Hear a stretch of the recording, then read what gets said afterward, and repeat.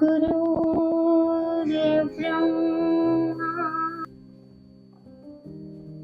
गुरुर्विष्णु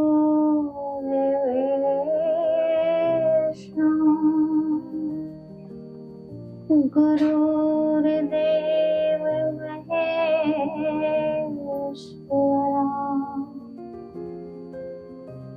गुरुर्साक्षात् परब्रह्म तस्मै श्री गुरवे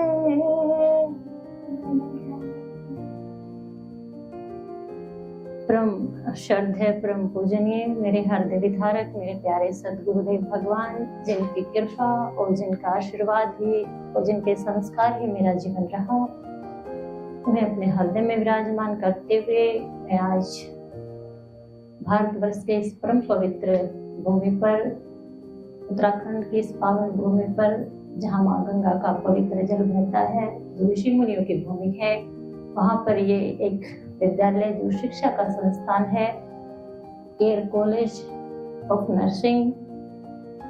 इस कॉलेज और इसके डायरेक्टर और मैम और आप सभी बच्चों को साधुवाद देती हूँ, आशीर्वाद देती हूँ और दिल से बोलती हूँ। आप सबके बीच आके मुझे बड़ा अच्छा लगा। आज आपने मुझे जिस प्यार और विश्वास के साथ और जो सम्मान जो प्यार दिया है, उसको मेरे गुरुजी ने मुझे जो संस्कार दिए हैं, जो धर्म अध्यात्म की शिक्षा मुझे दी है, आप सबके साथ साझा करना चाहूंगी। लेकिन उससे पहले आप सभी बच्चों को, मेरी प्यारी प्यारी बेटियों को साध्वी शक्तिपुरी की तरफ से राधे राधे। जोर से बोलना पड़ेगा, एक बार हाथ उठा के बोलना पड़ेगा, प्यार से बोलना पड़ेगा। हम जिस देश में रहते हैं उसे भारत कहते हैं, और भारत कोई भूमि का टुकड़ा नहीं। सुना आपने? भारत कोई भूमि का टुकड़ा नहीं। आपके इस कॉलेज के डायरेक्टर और मैम के स्वभाव को देखकर मुझे इस बात की बड़ी प्रसन्नता हुई कि विद्या के साथ साथ आपको संस्कार भी कितने दिए होंगे, और इन संस्कारों को लेकर आपको पूरे भारत में फैलना है। और लोग जहाँ डॉक्टर को भगवान का दर्जा देते हैं, वो भगवान आपको बनना है। लेकिन वो भगवान होता कहाँ है, भगवान कहते किसे हैं? इसलिए आइए हम इस विषय पर आगे जाते हुए हम यही कहेंगे कि हम जिस देश में रहते हैं वो भारत है। हम जिस देश में रहते हैं वो भारत है, और भारत कोई भूमि का टुकड़ा नहीं। भारत कोई भूमि का टुकड़ा नहीं, भारत जीता जागता राष्ट्र पुरुष है। यहाँ की हर नदी गंगा है और यहाँ का हर कंकर शंकर है। और हम हृदय से अगर अपने देश से प्यार करते हैं तो अपने धर्म को, कर्म के अनुसार हमें जो जगह मिली है, हम अपने कर्म को और धर्म को निभाते हैं। इसलिए हमारा भारत महान बनेगा। इसलिए यहाँ की हर नदी गंगा, हर कंकर शंकर, और हमारे हृदय से एक ही आवाज आनी चाहिए, भारत माता की जय। और इतना ही नहीं, मरने के बाद भी हमें ऐसे कर्म करें कि हमारी हड्डियों से भी एक ही आवाज आनी चाहिए, भारत माता की, भारत माता की, भारत माता की। जिस विषय के लिए आज आप सबके बीच मुझे आमंत्रित किया गया है, मेरा सफर शुरू हुआ। मुझे ऐसे माँ बाप मिले जब मैंने देखा कि जब तक वो भगवान की पूजा ना कर ले तो पानी भी नहीं पीते थे। ऐसे माता पिता के गर्भ से मेरा जन्म हुआ। मैं अपने आप को सौभाग्यशाली मानती हूँ। आंखें खुली तो संतों के सामने वो कोई प्रारब्ध था, कोई कर्म था, क्योंकि भारत भूमि कर्म भूमि भी है और कर्मों के अनुसार ही हमें सब मिलता है। लेकिन जिस भगवान की वो माँ पूजा करती थी, तो मैं पूछूं भगवान कहाँ है? हम सबके पास क्या क्यों के शब्द होते हैं, तो वो भगवान रहता कहाँ है? देखिए, सनातन धर्म के महापुरुषों ने 5 स्तंभ बताए हैं। आप, एक स्थूल शरीर होता है, एक सूक्ष्म शरीर होता है। जिसको आप छू सकते हो वो स्थूल, और जिसे आप अनुभव कर सकते हो वो सूक्ष्म। तो वो भगवान कहाँ रहता है? जिसके को पाने के लिए तीर्थ, व्रत, उपवास, पता नहीं क्या क्या करते हैं। आप भी देखते हो गंगा पर हजारों लोगों की, लाखों करोड़ों लोगों की भीड़ आती है।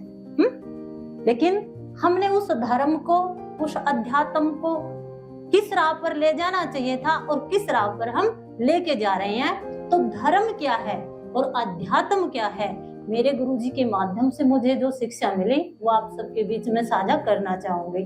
तो सनातन धर्म के महापुरुषों ने 5 सतम बताए हैं। एक निर्गुण निराकार, जिसका हमने मान लिया कि भगवान है, निर्गुण निराकार हमने मान लिया कि बिजली है, लेकिन जब तक वो हमें प्रकाशित नहीं करेगी, बल्ब के माध्यम से हमारे बीच में नहीं आई, तो हम उसे समझ नहीं सके।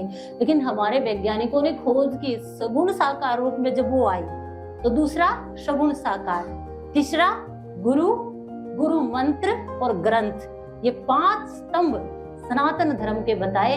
लेकिन इनके बीच में जो गुरु है, जिसके जीवन में गुरु, उसी का जीवन शुरू। लेकिन वो भगवान कहाँ रहता है?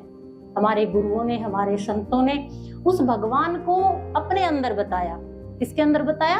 अपने अंदर। और हम सब ने उसे कहाँ ढूंढना शुरू किया? बाहर। कहाँ? बस स्थूल, हम स्थूल के पीछे भागे, हम सूक्ष्म के पीछे नहीं भागे। मैं आपको कुछ बोलूंगी, एक बार आप राधे राधे बोलना। जितने भी स्टूडेंट यहाँ बैठे हैं, जितने भी व्यक्ति यहाँ बैठे हैं, कौन कौन मानता है कि भगवान आपके अंदर रहता है? अगर मन ना करे तो हाथ मत उठाना। और जिन्होंने हाथ उठाए हैं वो भी सुन ले, और जिन्होंने नहीं उठाए वो भी सुन ले। एक बार राधे राधे बोलना। किसने बोला? किसने बोला? आपने बोला? जीवा ने बोला या होठों ने बोला? मन कहाँ है? आपको क्या पता मन अंदर है? अभी बैठे बैठे वो बहुत दूर पहुंच सकता है। एक बच्चा यहाँ है, इधर एक बच्चा इधर है ना, कोई भी बच्चा, आप आ जाइए, आप आइए।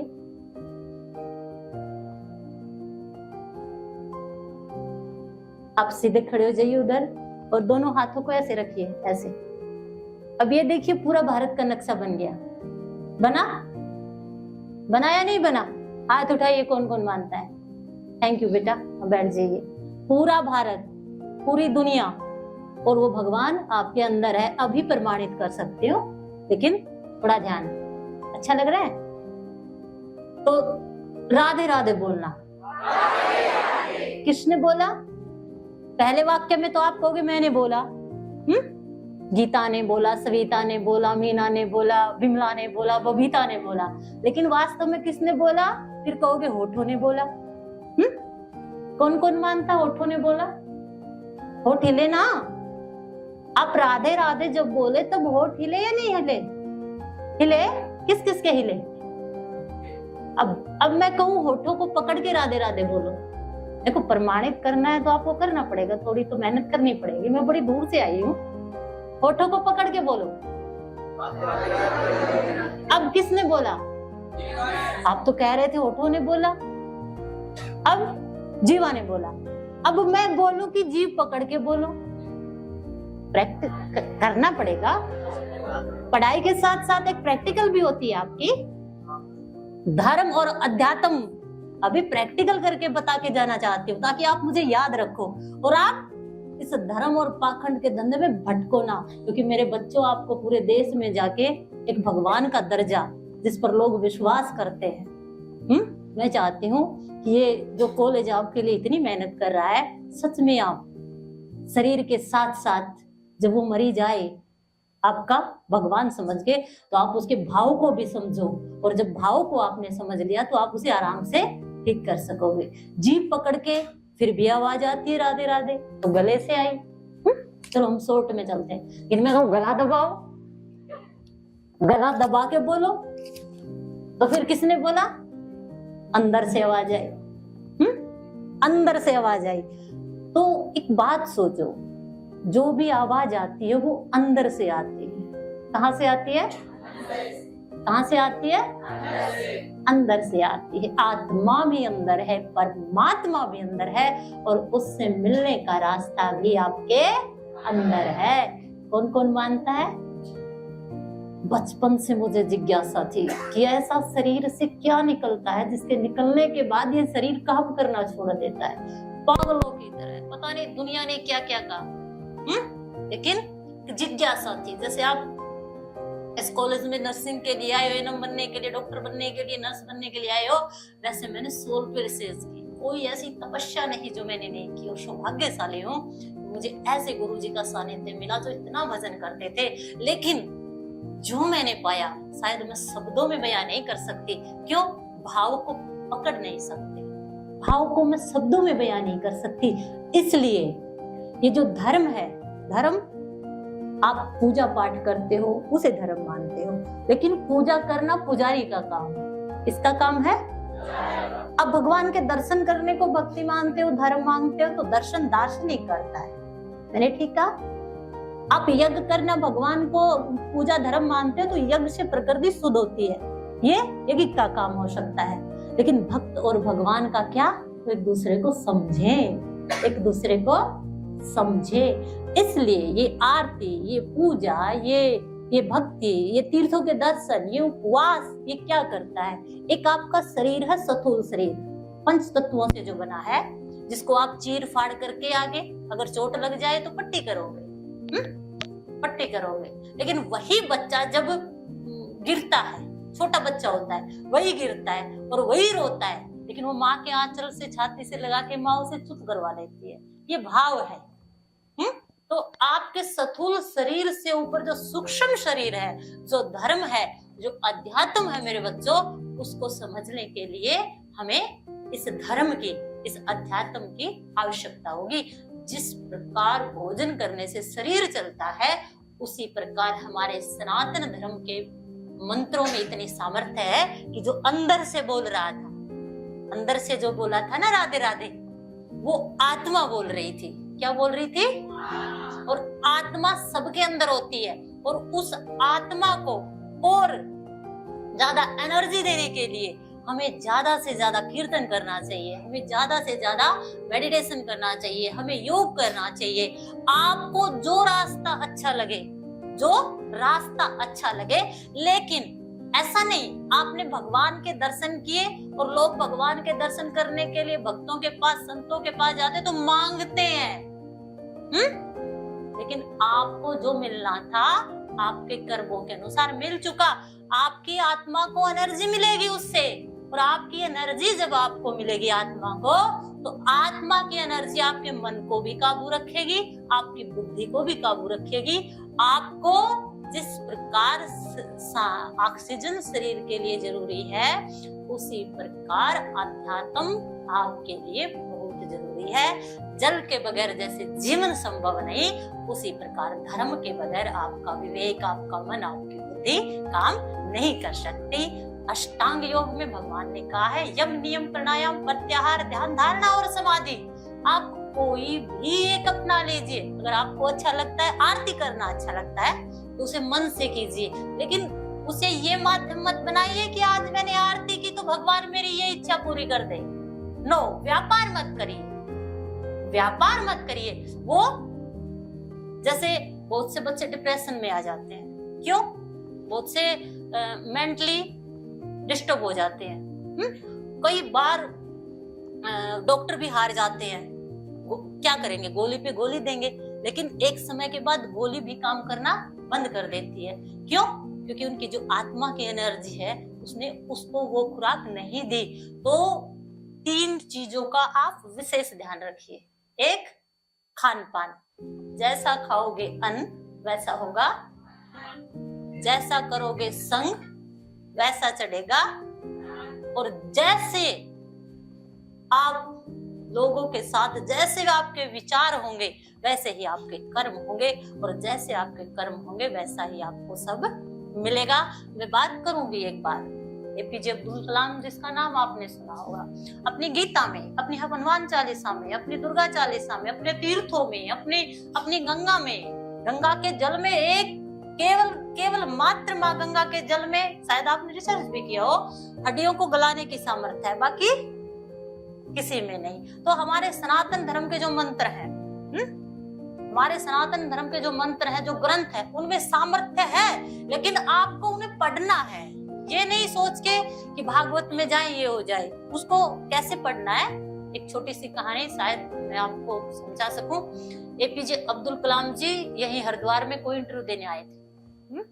एक गरीब परिवार से थे और लास्ट उन्होंने कहा था कि अब की बार मेरा सिलेक्शन नहीं हुआ तो मैं कोई इंटरव्यू नहीं दूंगा। आपको समझ तो आ रहा है ना, मैं कोई इंटरव्यू नहीं दूंगा और कुछ भी कहिए, उनका सिलेक्शन नहीं हुआ। ऐसा कुछ हुआ, समय प्रारब्ध या उनको वहां से कुछ शिक्षा मिलनी थी। जिंदगी में जब हर परिस्थिति में आप हार जाओ तो कुछ ना मिले लेकिन अनुभव जरूर मिलेगा, अनुभव जरूर मिलेगा, लेकिन आपको रुकना नहीं है, वहीं से जीवन शुरू होगा। तो आज उन्होंने निर्णय किया कि मुझे मर जाना है, बस मैं थक गया, मैं हार गया। और हर व्यक्ति के जीवन में ऐसा एक घड़ी एक पल आता है, लेकिन उस समय आपको संभालना है, लेकिन आप अपने को नहीं संभाल सकते। क्यों? आपकी जड़ें मजबूत नहीं है। आपकी जड़ें कब मजबूत होगी? तो एपीजे अब्दुल कलाम जी ने कहा आज तो खत्म ही हो जाना है। एक संत बैठे थे यहाँ शिवपुरी नाम से, शायद कोई आश्रम या कोई बाबा होंगे, मुझे थोड़ा ध्यान नहीं है, प्रसिद्ध स्थान है वो। तो बाबा वहां गीता लेके बैठे थे। तो बाबा ने जब उसे हताश देखा, संत हृदय नवनीत समाना का करहु कबहू ना जाना, जंगलों में भी महामंगल रचा देते हैं, ये गर्भ में भी जल का पेड़ा बहा देते हैं। और संत वो होते हैं जो मरुस्थलों में भी फूल खिला देते हैं। कुछ उज्जवल उद्वेदित, कुछ में कुछ दुराव होता है रे। संत व्यक्ति या वस्त्र नहीं, संत तो स्वभाव होता है। जिस दिन आप भाव को समझना सीख गए, स्वभाव को समझना सीख गए, उस दिन आपने सबसे ऊंची डिग्री पाली। तो उदास चेहरे को देखा, पूछ लिया क्या हुआ, क्या हुआ? बड़े भाव से पूछा तो उन्होंने कहा आज जिंदगी से हार गई, इतनी पढ़ाई की कुछ काम नहीं, आज सिलेक्शन नहीं हुआ। आज मैंने निर्णय किया कि, तो बाबा ने कहा तूने निर्णय कर ही लिया है, तूने निर्णय कर ही लिया, कोई बात नहीं, एक दिन तो मुझे दे सकता है। तो उसने कहा ठीक है, करना क्या है? तो बाबा ने अपनी गीता उसे दी और कहा तू इसको बैठ के पढ़, बस आपको इसे बैठ के पढ़ना है। तो सुनिए ध्यान से, हमारी गीता को एपीजे अब्दुल कलाम जी ने पढ़ा, केवल उसे धंधा नहीं बनाया, उसे व्यापार नहीं बनाया, उसे केवल पढ़ा। पढ़ने मात्र से इतनी एनर्जी उसे मिली, पॉजिटिव वाइब्रेशन, कि वो कहां से कहां पहुंच गए। ये धर्म है, ये अध्यात्म है, ये हमारा सनातन धर्म है जो आदि है, अंत है। जब तक सूरज चांद रहेंगे तब तक सनातन पहले भी था, सनातन अब भी है, लेकिन सनातन को व्यापार बना लिया गया है। लेकिन ये भाव को समझने के लिए, ये देखिए कुछ चीजें, मेरा सौभाग्य है कि मुझे कई वर्षों तक गुरुजी का, संतों का सानिध्य मिला। इसलिए धर्म और अध्यात्म, आत्मा को क्या चाहिए? ज्यादा से ज्यादा भगवान का नाम चाहिए। चाहे आप राधे बोलिए, कृष्ण बोलिए, राम बोलिए, हरि बोलिए, कुछ भी, कोई भी मंत्र जो आपको अच्छा लगे, कोई भी आरती, कोई भी भजन जो आपको अच्छा लगे। भी जैसे गा रहे थे सरस्वती वंदना, सरस्वती वंदना गा रहे थे, कहते ना कि इसकी आवाज कितनी अच्छी है। अभी आप देख रहे थे ना कि साध्वी जी मुझे इसी नाम से जानते हैं, काड़ा काड़ा कवे गुजरी। तो जब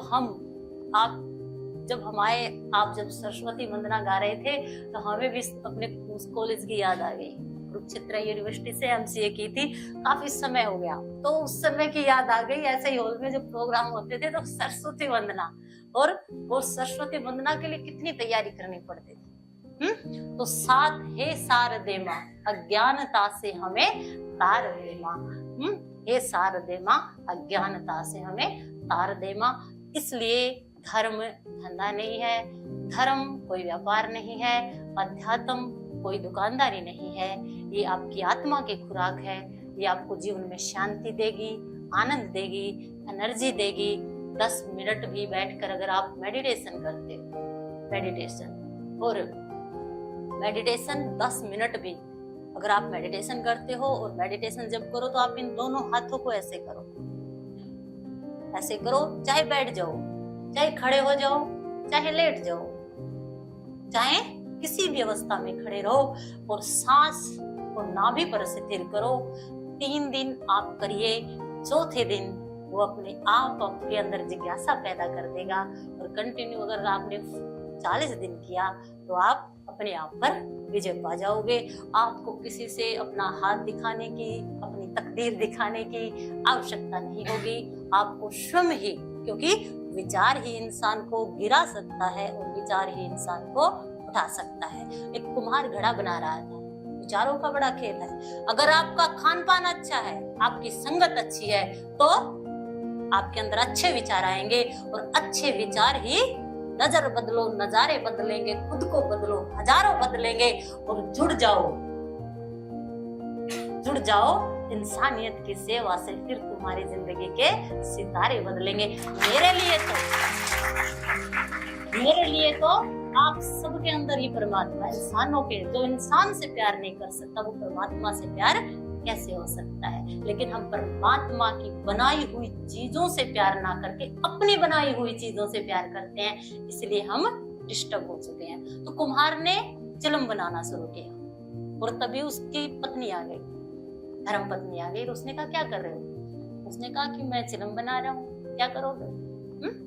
और धूम्रपान स्वास्थ्य के लिए हानिकारक है। तो उसने कहा तुम चिलम क्यों बना रहे हो? तुम घड़ा भी बना सकते हो, घड़ा भी बना सकते हो।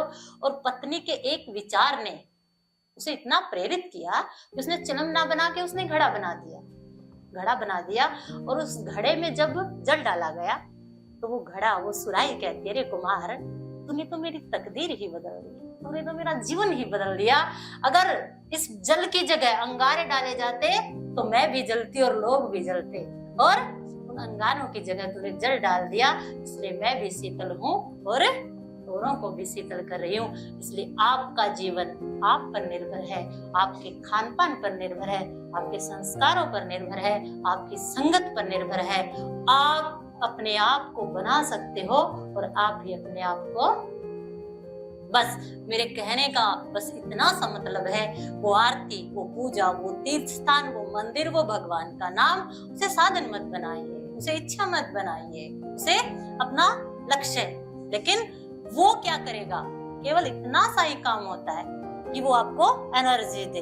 भागवत में श्री सुखदेव जी, जो सुखदेव जी जिन्होंने परीक्षित को भागवत सुनाई थी, और परीक्षित को पता लग गया था कि 7 दिन के बाद मेरी मृत्यु है। तो अगर आप जब सोते हो, सोने जा रहे हो, तो उसे 10 मिनट पहले अचेतन मन इस अवस्था में होता है कि आप जो भी सोचोगे वो अवश्य पूरा होगा, वो अवश्य पूरा होगा। तो परीक्षित के ऊपर श्री कृष्ण जो थे वो उनके दादा पितामह के साथ रहते थे। तो परीक्षित को पता लग गया था कि 7 दिन बाद मेरी मृत्यु है। तो साधो ये मुर्दों का देश है, पीर मरही पैगंबर मरही मरही जिंदा जोगी, राजा मरही प्रजा मरही मरही बैदोर जोगी, राम नाम अनंत रहता है, दूजा तत्व ना कोई। Pain who are danger in the complete message of death we can free by immediately the name of Lord Krishna। तो भगवान के नाम में इतना सामर्थ्य है, लेकिन वो केवल आपकी आत्मा को एनर्जी देने के लिए इतना सा काम करिए बस। केवल वो, जैसे भोजन के बगैर काम नहीं चलता, उसी लिए आपको ये हरि नाम, ये सत्संग, ये किसके लिए करना है? दिखावे के लिए नहीं, दिखावे के लिए, किसी को दिखाने के लिए, फ्लोवर्स के लिए, खुद के लिए। और आपकी आत्मा को आप जितना करोगे उतनी एनर्जी मिलेगी और वैसे ही विचार आपके अंदर आएंगे।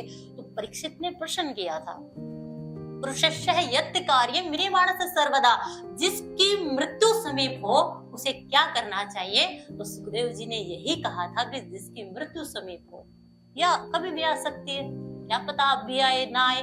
तो एक ही बात कही थी कि श्वास श्वास पर भगवान का भजन करना चाहिए।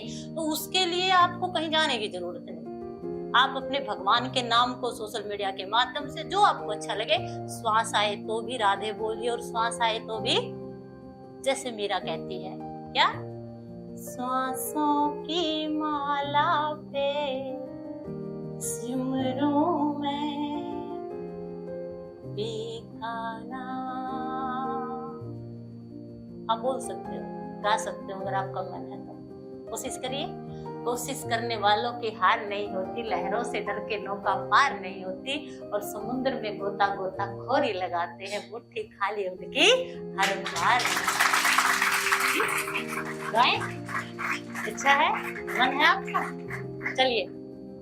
सांसों की माला पे सिमरूं मैं पी का नाम, अपने आप से बातें करके हो गई मैं बदनाम,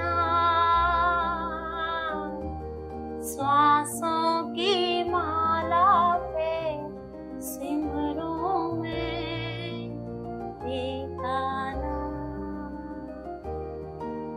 तो भगवान नाम का ये सरल से सरल उपाय मैंने बताया। और फिर सुखदेव जी ने कहा, जित आसनो जित श्वासो जित संगो जितेंद्रिय आसन।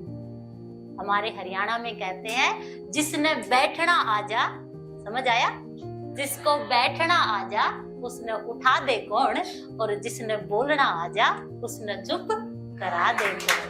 तो परमात्मा ने कर्मों के माध्यम से आपको अपना एक स्थान दिया है, जित आसन। आसन की सिद्धि होनी चाहिए, वाणी की सिद्धि होनी चाहिए।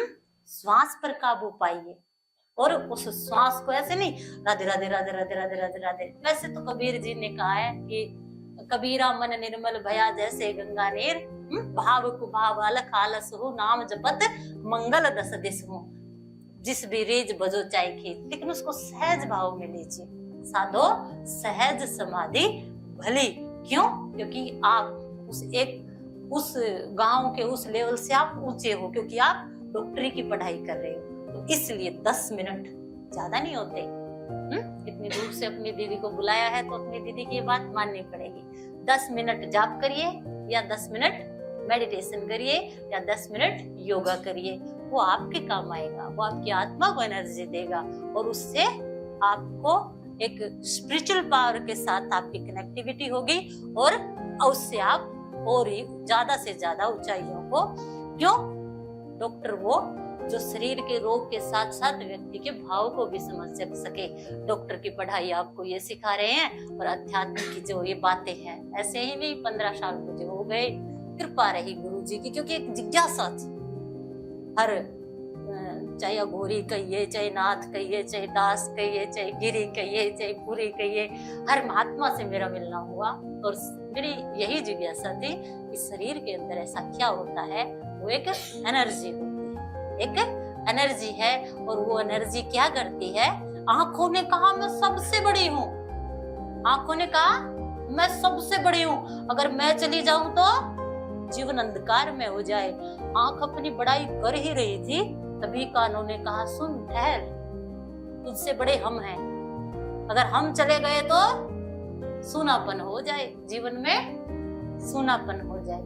कान बोल ही रहे थे, तभी नाक ने कहा ना ना ठहरो, मैं भी हूं, अगर मैं नहीं रहा तो तुझे पता ही नहीं लगेगा कौन सी खुशबू आ रही है, दुर्गंध आ रही है। अपनी बड़ाई जब नाक करा तो मुंह कहता है कि ठहरो, आप सबसे बड़ा मैं हूं, अगर मैं ही ना रहा तो अंदर कुछ नहीं जाएगा और काम। लेकिन बिना खाए पिए बहुत से महापुरुष कई वर्षों तक जिंदा रह सकते हैं। सब अपनी अपनी बड़ाई कर रहे थे, तब प्राणवायु ने कहा कि ठहरिए, रुकिए, सुनिए, अगर मैं शरीर से निकल गई तो ना आंख आंख रहेंगी, ना कान कान रहेंगे, ना जीवा जीवा रहेगी, ना हाथ हाथ रहेंगे, ना तो आपको आपके अंदर जो आत्मा है वही परमात्मा है। ना पीर से डरिए, ना फकीर से डरिए, अपने कर्मों से डरिए, आप स्वयं से जुड़िए, निज में निज का बोध करा दे, हरे पाप और हरि से मिला दे, जो आपको खुद से जोड़ दे और खुद से आपको अध्यात्म, अपना सनातन धर्म, अपने वेद, अपने मंत्र, अपने भागवत, अपनी गीता, ज्यादा ना करके बेटा बस एक बार गीता को ही पढ़ लीजिए, और ज्यादा ना हो सके हनुमान चालीसा को पढ़िए, लेकिन पढ़ना है आपको।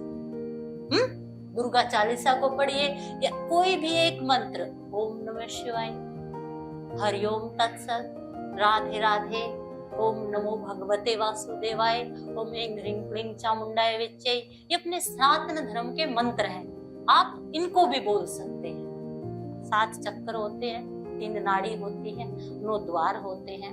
मूलाधार से, मूलाधार, स्वादिष्टान, नाभि चक्र, अनाहत, विशुद्ध, आज्ञा और सहस्त्रार।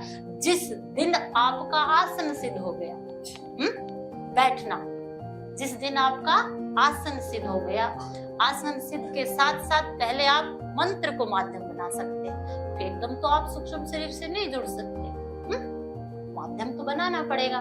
शिक्षा जितने भी आपको करनी तो खुद है, पढ़ना आपको है, लेकिन माध्यम ये कॉलेज बना है, माध्यम आपके सर बने हैं, जिनका इतना अच्छा स्वभाव है, मुझे अच्छा लगा।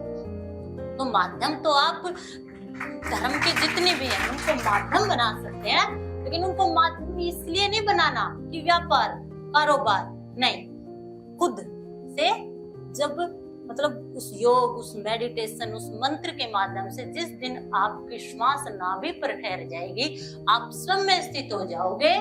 आप यकीन करिए, आप जो सोचोगे वही हो जाएगा। बैठे बैठे आप जिस चीज की इच्छा करोगे वो आ जाएगा। आज आपको ये चमत्कार से भी ऊपर की चीजें बता रही हूँ, क्योंकि पहले भाई साहब टेलीपैथी होती थी, फोन नहीं थे, तो एक व्यक्ति दूसरे देश से यहाँ तक माइंड से अपने विचार आदान प्रदान कर सकते थे, लेकिन 10-20 मिनट, और जिस दिन आपका अभ्यास 3 घंटे 40 मिनट हो गया, समाधि, सब समस्याओं का समाधान, उस दिन आप खुद से जुड़ जाओगे। तो पहले अभ्यास 10 मिनट का, 20 मिनट का करिए। और देखिए, किसी भी व्यक्ति, वस्तु या कोई भी आप जिस दिन कारण समझ जाते हो, तो आप आध्यात्म से जितना जुड़ोगे, उसका मतलब ये नहीं कि बाबा बन गया, बाबा वस्त्र नहीं है, कुछ उज्जवल उद्वेदित, कुछ में कुछ दुराव होता है। संत व्यक्ति या वस्त्र नहीं, संत स्वभाव होता है। इसलिए आपको इन मंत्रों के माध्यम से, इनके माध्यम से खुद से जुड़ना है, नाभि पे ठहरना है, श्वास पे ठहरना है, क्योंकि 18,000 पुराणों के बाद जो भागवत लिखी है, सुखदेव जी यही कहते हैं कि श्वास श्वास हरि भजो, श्वास श्वास हरि भजो। और 18 इतने पुराणों को लिखने के बाद भी व्यास जी दुखी थे, लेकिन सुखदेव जी आनंदित थे। क्यों? क्योंकि उन्होंने श्वास श्वास नाभि पर वो शिथिल हो चुके थे। इसलिए ज्यादा ना करके ये जो श्वास है, यही शरीर पर भारी है, यही आत्मा है, परमात्मा तक जाने का ये रास्ता है। अगर आपने इस पर काबू पा लिया तो मन की मति ना चालिए, मन की मति अनेक, और मन की मति जो चालिए है साधु वो ये। आपकी दीदी ये चाहती है कि आप चाहे वस्त्र कैसे भी पहनो, लेकिन मन से साधु बोलो, मन से बोलना पड़ेगा, जोर से बोलना पड़ेगा। तो मेरे हिसाब से इतना ही अगर आप समझ लोगे तो वो काफी है। बाकी किसी का कोई क्वेश्चन हो, कुछ पूछना हो, वो पूछ सकता है। राधे राधे साधु जी। राधे राधे बेटा। मैं आदित्य कुमार, कक्षा BSc सेकेंड सेमेस्टर का छात्र हूँ। मेरा सवाल आपसे यही है कि हम सभी विद्यार्थी पढ़ाई करते समय अध्यात्म से कैसे जुड़े? वो अभी मैंने बताया, कोई अलग पार्ट नहीं है, कोई ये अलग विषय नहीं है कि इसके लिए आपको किसी कॉलेज में जाना पड़ेगा, किसी यूनिवर्सिटी में जाना पड़ेगा। केवल आपको 10 मिनट बैठ के मंत्र जाप करना है, कोई भी 10 मिनट योग करना है, प्राणायाम करना है, मेडिटेशन करना है। 10 मिनट या आप हनुमान चालीसा पढ़िए, या आप दुर्गा चालीसा पढ़िए, या आप गीता को पढ़िए। ये विषय मैंने पहले ही आपको बता दिया है। केवल पढ़ना है बेटा, पढ़ो आप कंटिन्यू। धन्यवाद।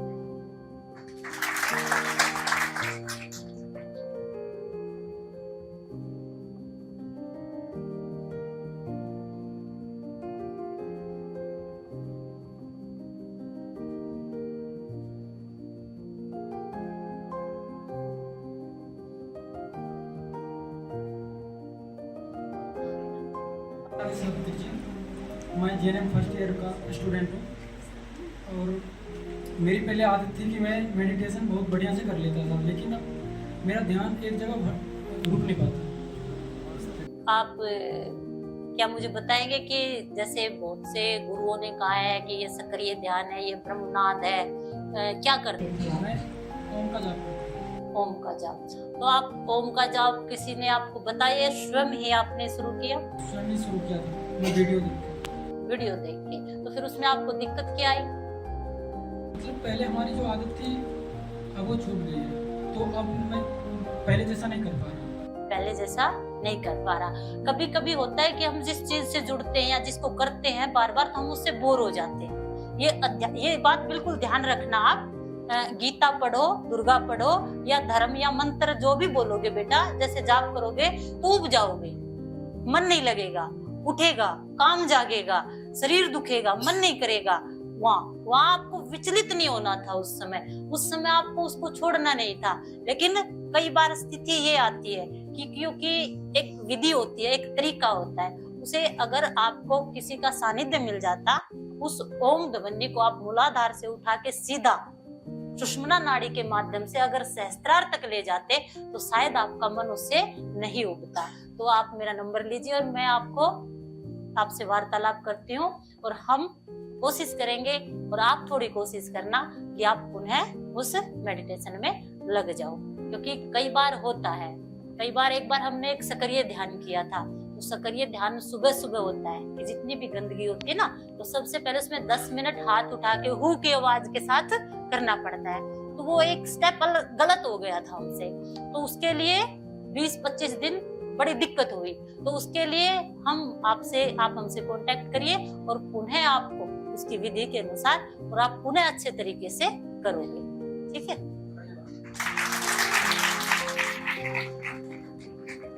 मेरा क्वेश्चन आपसे ये है कि जैसे जब भी मैं मेडिटेशन करती हूँ, तो अगर मैंने बैठ के मेडिटेशन किया तो मेरे को नींद आने लगती है, एकदम से मैं नींद में एकदम चली जाती हूँ। फिर थोड़ी देर बाद फिर क्लिक होता है, फिर मैं वापस आ जाती हूँ, फिर नींद आ जाती है। और अगर मैं निद्रा आसन में करती हूँ तब भी मुझे ऐसा होता है, मेडिटेशन करते करते एकदम से नींद आ जाती है।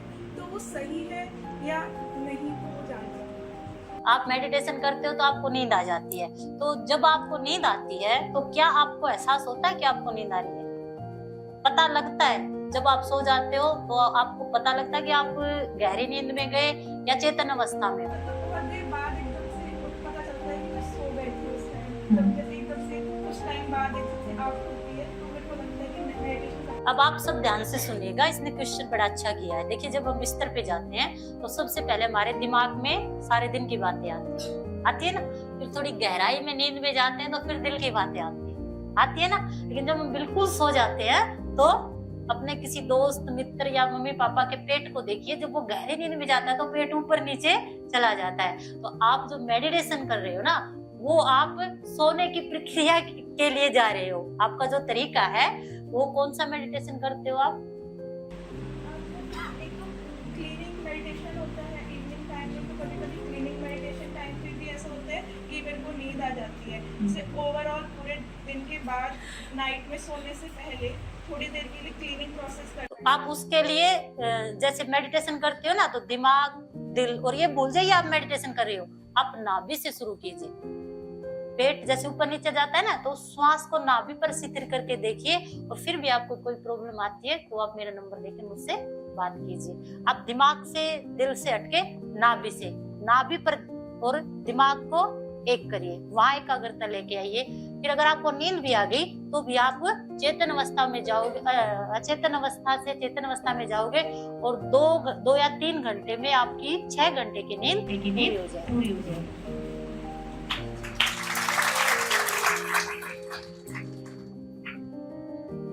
आपसे एक अनुरोध है कि जैसे हमने वीडियो में देखा, आप इतने अच्छे, आपके मधुर सुर है, इतना अच्छा आप गाते हो, तो हमारे इस मंच पे आप हमारे लिए कि हमें भजन हमें सुनाए। तो इच्छा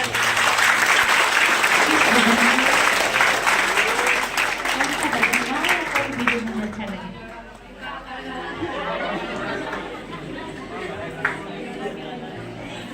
किसने सुना है? एक बात बताऊं,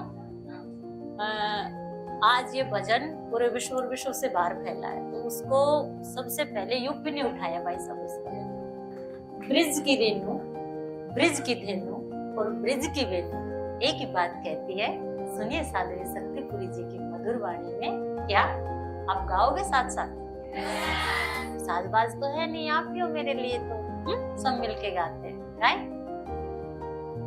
काड़ा काड़ा कवे गुजरी, काड़ा काड़ा मत काड़े काज कर करे, काड़े रंग पे मोरनी रुदन करे, काड़े रंग पे मोरनी रुदन है। काड़ा काड़ा काड़ा काड़ा कवे गुजरी, काड़ा काड़ा काड़ा काड़ा कवे मत काड़े काज कर करे, काड़े रंग पे मोरनी रुदन करे, काड़े रंग पे मोरनी है। लांबे लांबे केस राधा के, लांबे लांबे ये लंबे लंबे लंबे लंबे केस राधा के, लंबे लंबे लंबे लंबे केस राधा, जिस पे वो मांग सिंदूर भरे, काले रंग पे मोरनी रुदन करे, काड़ा काड़ा आवाज आनी चाहिए। मत काड़े काज कर करे, काले रंग पे मोरनी मोटे मोटे नैन राधा के, मोटे मोटे मोटे मोटे मोटे मोटे नैन राधा के, मोटे मोटे मोटे जिस पे सुरमा जब सजाए, काले रंग पे मोरनी रुदन करे, काड़ा काड़ा कवे। आपकी बारी। मत काड़े काज कर करे, काले रंग पे मोरनी है। काड़ा काड़ा मेरा सावरिया। एक बात पूछूं, सावरिया आपका या मेरा? जिसकी आवाज जोर से आएगा उसी का, ठीक है? काड़ा काड़ा मेरा सावरिया, काड़ा जिसकी सूरतिया मन में बसे, काले रंग पे मोरनी रुदन करे,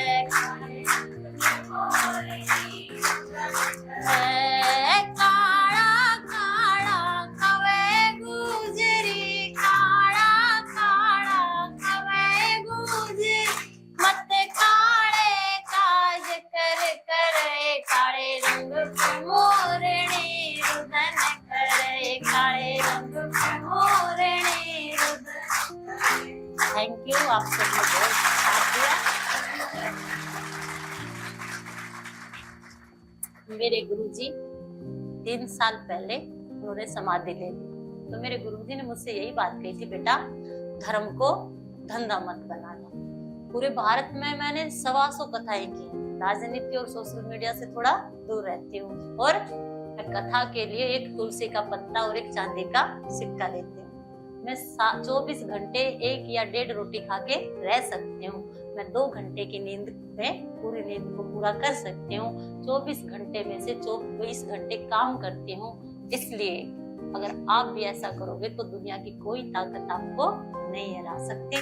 इसलिए आप डॉक्टरी की लाइन में जा रहे हो, मेरे बच्चों, मुझे आपसे यही कहना है कि सच्चाई को मत छोड़ना। और जब भी हम कुछ गलत करते हैं तो अंदर से आवाज आती है, ऐसा मत कर गीता, ऐसा मत कर बबीता। आती है ना? आती है ना? तो बस जो वो अंदर की आवाज आपको जो कहे ना कि नहीं, क्यों भले ही बाहर कितनी पब्लिसिटी हो जाए, कितने फ्लोवर्स, कुछ भी हो जाए, लेकिन जो वो अंदर की आवाज बेचैन करती है ना, तो वो आपकी शांति, आपके आनंद को भंग कर देती है। और जीवन में आनंदित रहने के लिए, शांति में रहने के लिए आपको धर्म और अध्यात्म से जुड़ना पड़ेगा। और जब आप खुद से जुड़ जाओगे तभी आप जिंदगी को आनंदित बना सकते हो। इसलिए खुद और अपने कर्म से जुड़िए। देखिए, हर रिश्ता एक दिन छोड़ के चला जाता है, कोई भगवान को प्यारा हो जाता है, लेकिन काम नहीं छोड़ता। आज जितना काम करोगे सुबह तैयार मिलेगा। तो किसको पकड़िए? कर्म को पकड़िए। किसको पकड़िए?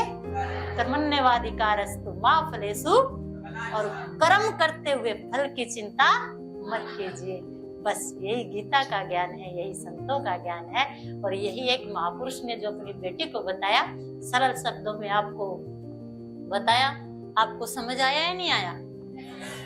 आप सबके बीच आके मुझे बड़ा अच्छा लगा, और मैं आप सबको आशीर्वाद और साधुवाद देती हूँ, और मैं कामना करती हूँ कि मेरे बच्चे जहाँ भी जाएंगे इस कॉलेज का, अपने माँ बाप का और खुद का नाम रोशन करेंगे। राधे राधे।